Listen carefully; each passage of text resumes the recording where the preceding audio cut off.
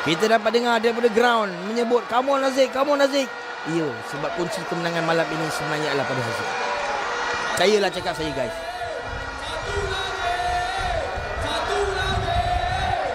Servis Haziq ke arah Poramed akan menjadi penutup.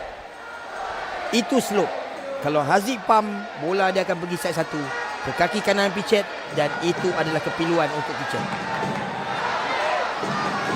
Kita doakan sama-sama, ya Allah, 14-12. Inilah mata kemenangan Malaysia, ya Allah, bantulah kami, ya Allah.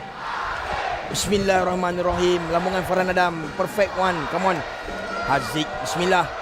Haziq kepada Pichet. Allah, ya Allah, kita menang guys.